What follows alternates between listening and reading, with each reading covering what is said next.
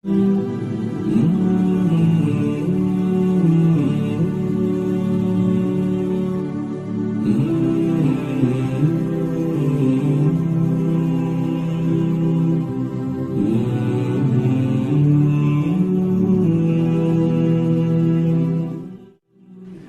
terjadi Bapak Ibu sekalian ada seorang kisah nyata di Saudi, seorang pramugari yang saya tahu pramugari dari penerbangan kita, yang kisahnya sempat dibahas oleh para ulama di Saudi.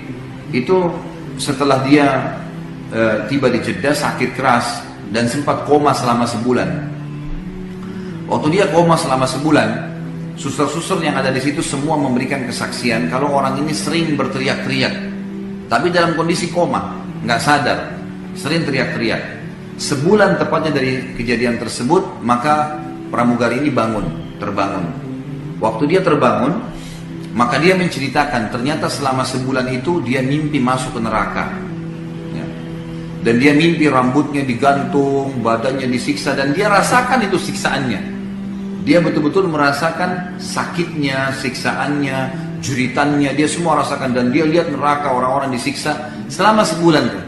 Semenjak itu, waktu dia sadar, dia bertobat kepada Allah Subhanahu Wa Taala dan meneruskan sisa hidupnya dengan ketaatan kepada Allah. Dan banyak orang seperti ini. Ada juga sekretaris, ya, orang kepercayaan ayah saya di Makassar. Dulunya saya tahu waktu saya masih kecil, saya masih SD, orang ini perbuatannya masih banyak perbuatan kefasikan, gitu kan?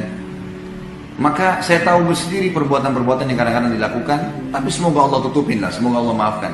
Subhanallah, beberapa tahun setelah itu saya lihat, saya pas kuliah di Madinah, saya pulang liburan, terus saya lihat orang ini kok berubah, gitu.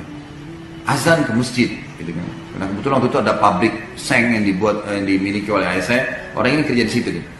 Maka saya tanya, kenapa kok Om, saya panggil Om itu, kenapa kok bisa berubah seperti ini? Dia bilang, saya mimpi Khalid, saya masuk ke neraka. Dan ini sebuah nikmat yang Allah kasih sebenarnya buat dia, ya. Dan lihat neraka, dan saya lihat orang disiksa, orang dipukul, orang dicincang, orang macam-macam.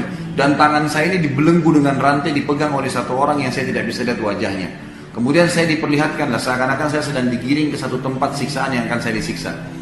Terus kemudian saya dalam sementara jalan terus saya memohon, apa saya masih bisa kembali ke dunia, saya mau perbaiki hidup saya. Ya. Orang itu tidak jawab, sampai dikelilingi semua tempat-tempat siksaan ini, dan saya lihat sendiri orang teriak, orang kesakitan, orang gini. Sampai akhirnya dia mengatakan, masih ada sisa umur yang tersisa buat kamu, kalau kamu mau tobat masih bisa. Kemudian dia pun akhirnya bangun dan sadar, mulai semua itu menjadi orang baik, dan alhamdulillah sampai sekarang Masya Allah orangnya sudah dalam ketaatan kepada Allah Subhanahu Wa Taala. Tentu tidak semua orang Allah karunia seperti ini, ya, tetapi kita ambil pelajaran. Manusia yang jeli adalah manusia yang mengambil pelajaran dari orang lain. Cukup.